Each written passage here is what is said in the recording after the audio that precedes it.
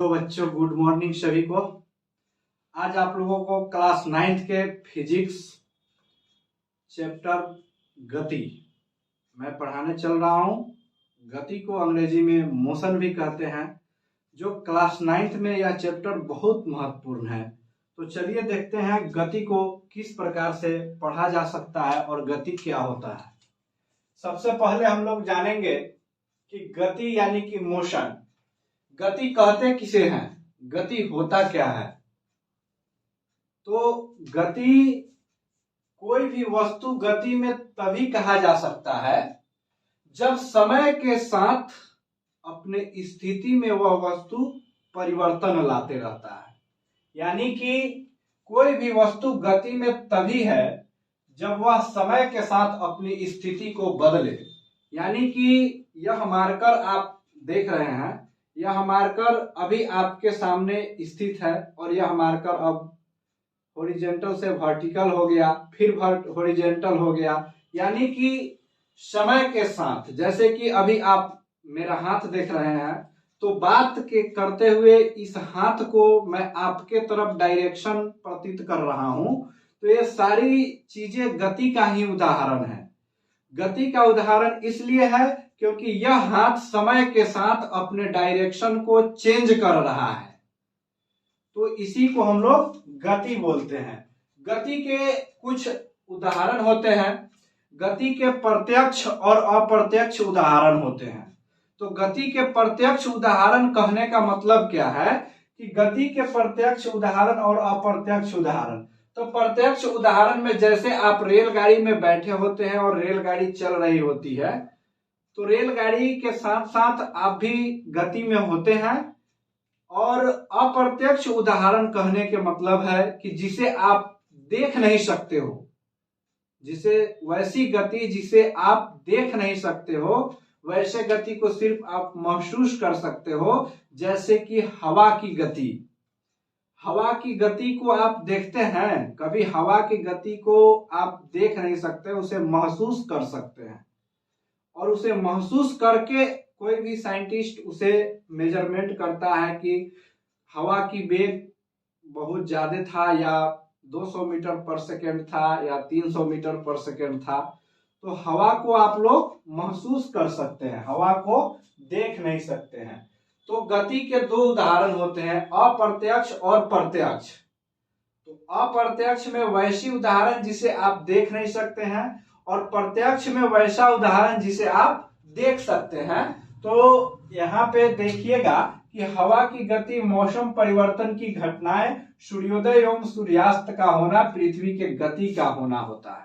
यानी कि पृथ्वी की गति आप लोग तो सुने हैं, अच्छी तरह से आपने पिछले कक्षा में पढ़े हैं कि मौसम परिवर्तन की घटना, सूर्योदय और सूर्यास्त का होना, या सूर्योदय कहने का तात्पर्य है सूर्य का निकलना, और सूर्यास्त कहने का तात्पर्य है कि सूर्य अस्त हो गया, अब अंधकार होगा। तो इन सारी चीजों का होना किस गति का उदाहरण है? तो यह पृथ्वी की गति के उदाहरण है।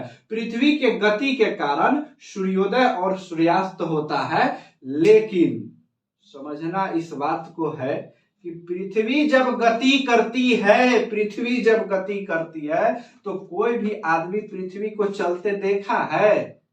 आप देखे हैं पृथ्वी को चलते हुए? नहीं देखे हैं। तो पृथ्वी की गति जो है अप्रत्यक्ष गति का उदाहरण है। अब आती है गति की मात्रक क्या होता है। तो गति की मात्रक मीटर पर सेकेंड होता है। ध्यान रखिएगा इस बात को कि गति की मात्रक मीटर पर सेकेंड होता है, या किलोमीटर पर आवर होता है। यही स्पीड की होती है, यही चाल का भी मात्रक होता है। तो चलिए देखते हैं अब गति में कौन सी पॉइंट, कौन सी चीजें महत्वपूर्ण है, इसके बारे में चर्चा करेंगे। तो गति में दूरी और विस्थापन बहुत महत्वपूर्ण चीजें हैं, क्योंकि गति कोई भी आदमी करता है तो एक निश्चित दूरी को ट्रेवल करता है। यानी कि एक निश्चित दूरी को आप तय करते हैं तो उसे आप गति कहते हैं। तो चलिए देखते हैं कि दूरी क्या होता है और विस्थापन क्या होता है। दूरी और विस्थापन में बहुत महत्वपूर्ण कॉमन पॉइंट है कि दूरी किसी खास समय में चली गई पथ की कुल लंबाई को दूरी कहते हैं। जैसे कि आप 5 किलोमीटर चले हैं, 10 किलोमीटर चले हैं, इस मेरे दोनों हाथ के बीच की दूरी मान लीजिए 3 मीटर है। तो इन सारी चीजों के बारे में जब आप जानते हैं और मेजरमेंट करते हैं तो उसे दूरी कहते हैं। जैसे कि चली गई किसी खास समय में चली गई पथ की कुल लंबाई को आप दूरी कहते हैं। दूरी का एसआई मात्रक मीटर होता है। और दूरी के साथ साथ विस्थापन को भी पढ़ना बहुत महत्वपूर्ण है, क्योंकि विस्थापन भी दूरी होता है, विस्थापन भी दूरी होता है, लेकिन यह कौन सी दूरी होता है और वह कौन सी लंबाई है जो दूरी होता है और कौन सी लंबाई है जो विस्थापन होता है, इस बात को समझिएगा बड़ी ध्यान से। अब विस्थापन कहने का मतलब है न्यूनतम दूरी को विस्थापन कहा जाता है, यानी वस्तु के प्रारंभिक स्थिति और अंतिम स्थिति के बीच की दूरी को विस्थापन कहा जाता है। विस्थापन की भी एसआई मात्रक मीटर होता है। तो चलिए देखते हैं कि दूरी क्या होता है और विस्थापन क्या होता है। यहां से मैंने एक लाइन ड्रॉ किया और इस लाइन पे आपको चलते हुए जाना है, इस तरह टेढ़ टाढ़ होते हुए एकदम पूरा यहां तक आना है। और इस बिंदु का से ए बिंदु और यहां से मान लीजिए कि बी बिंदु है। तो आप इसमें दूरी और विस्थापन का पता कैसे लगाएंगे कि विस्थापन क्या है, दूरी क्या है? तो भैया आप यहां से चलना शुरू किए हैं और इस रास्ते से सिकुड़ते फेकुड़ते होते हुए आप यहां तक आए हैं, यानी कि घूमते हुए। तो जितने समय में आप यहां से यहां तक आए हैं, यह कर्व डिस्टेंस जो है इसको आप दूरी कहेंगे। इसको क्या कहेंगे? दूरी कहेंगे, क्योंकि आपने तो इतना दूरी ना ट्रेवल किया है समय के साथ। और कहेगा कि विस्थापन क्या है, तो आप यहां से चलना शुरू किए हैं, आप ऐसे घूम घूम घूम घूम के आए तो यहीं पे इस पॉइंट पे, तो इस पॉइंट से इस पॉइंट की बीच की दूरी जो होगा इसका नाम विस्थापन होगा, यानी कि इसका नाम विस्थापन होगा।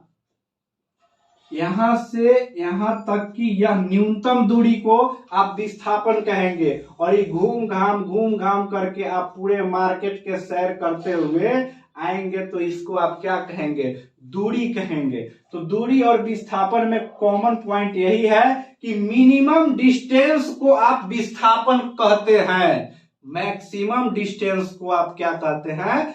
दूरी कहते हैं। यानी कि चलिए अब फिर से देख लिया जाता है कि विस्थापन का एसआई मात्रक मीटर होता है। विस्थापन और दूरी का अनुपात हमेशा 1 से बड़ा होता है।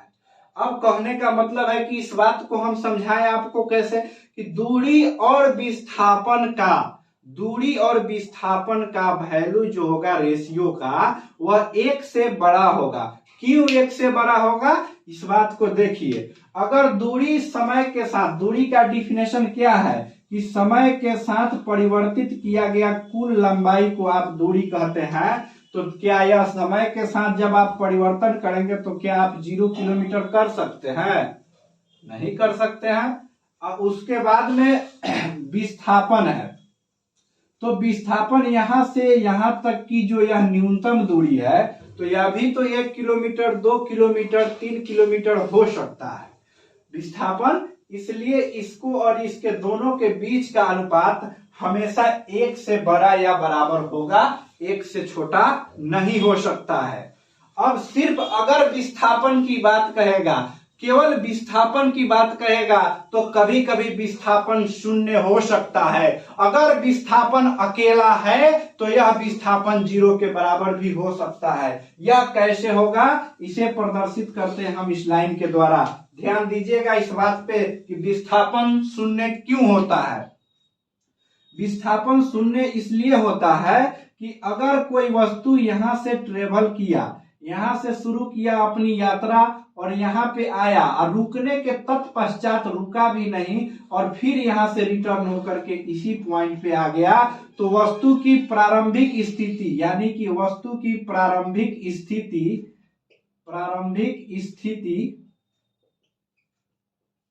और अंतिम स्थिति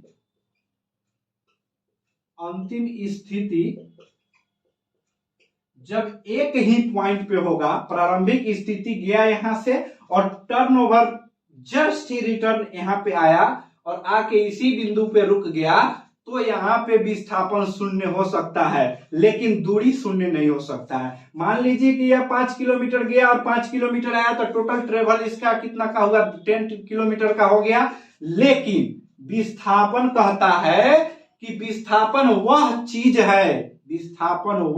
है कि वस्तु की प्रारंभिक स्थिति और अंतिम स्थिति के बीच की दूरी को हम लोग विस्थापन कहते हैं। तो वस्तु तो यहां से चलना शुरू किया था, यहां पे आया और आकर के तुरंत ही इस बिंदु पे पहुंच गया, तो अब इस स्थिति में विस्थापन शून्य हो सकता है। लेकिन अगर यह विस्थापन दूरी के साथ रहेगा तो इस दोनों का अनुपात कभी शून्य नहीं हो सकता है, हमेशा एक से बड़ा और बराबर रहेगा। तो समझ गए होंगे।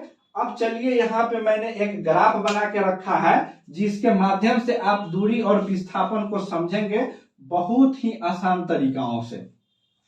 दूरी और विस्थापन समझ गए तो आपको यह मोशन चैप्टर पढ़ने में थोड़ी भी तकलीफ नहीं होगी, चाहे आप सेल्फ स्टडी करें, चाहे आप ऑनलाइन माध्यम से यूट्यूब के माध्यम से पढ़ाई करें, कोई किसी भी प्रकार की तकलीफ की सामना नहीं करना होगा। यहां से देखिए, कोई भी वस्तु, मान लीजिए कि यह ए पॉइंट है मेरा, ए बिंदु से चलना स्टार्ट करता है, ए से वह वस्तु बी तक आया, मान लीजिए बी तक आया तो 3 यूनिट इसने चला है, 3 इकाई चला है, और यहां बी से फिर सी पे आया यह वस्तु तो 4 यूनिट की दूरी ट्रेवल किया, और फिर सी से डी पे आया तो 4 यूनिट का दूरी ट्रेवल किया, और यहाँ डी से ई तक आया तो 3 यूनिट का ट्रेवल किया।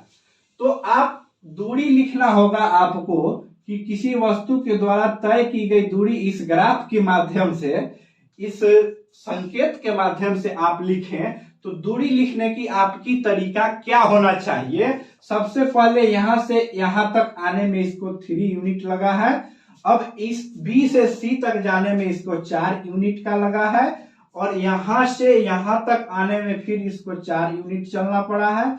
अब इस बिंदु डी से ई तक चलने में इसको 3 यूनिट का समय लगा, 3 यूनिट किलोमीटर इसने चला है। तो कितना हो जाएगा, 4 3 7 7 11 3 14, यानी कि इसने 14 यूनिट चला है, यानी कि इसकी दूरी की मान 14 हो गया।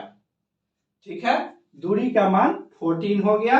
अब यहां से देखते हैं कि अब विस्थापन क्या होगा, विस्थापन होगा कैसे, इस बात को समझिए।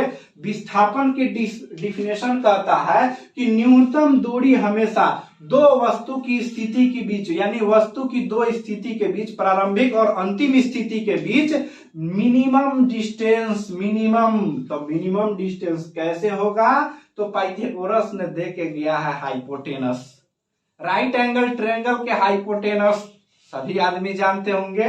तो चलिए इसी पाइथागोरस के रूल से निकालते हैं। Minimum distance travel, minimum distance के लिए इस 3 का स्क्वायर करेंगे प्लस √4 का स्क्वायर करेंगे। अब यह हो जाएगा 9 + 16 = √25 = 5 यूनिट, यानी कि यहां से यहां तक की जो यह दूरी है, यहां से यहां तक की जो यह मिनिमम दूरी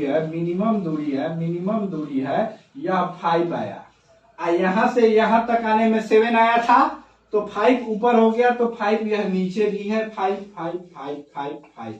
तो विस्थापन कितना होगा इसका, इस बात को समझेंगे आप कि विस्थापन आपका यह 10 हो गया और टोटल डिस्टेंस आपका 14 हो गया। तो विस्थापन और दूरी में क्या संबंध होता है, किस तरह से विस्थापन को काउंट करते हैं और किस तरह से दूरी को काउंट करते हैं, यह बात अगर आप समझ गए तो आपके परीक्षा में विस्थापन के डिफिनेशन और दूरी के डिफिनेशन लिखने में थोड़ी भी कठिनाई नहीं होगी इस वीडियो के बाद। तो आप लोग लाइक शेयर और सब्सक्राइब दबा के करें एडुकेयर एकेडमी को, और शेयर भी करें अपने मित्रों में, ताकि सभी मित्रों को इसका लाभ आप पहुंचा सके। धन्यवाद।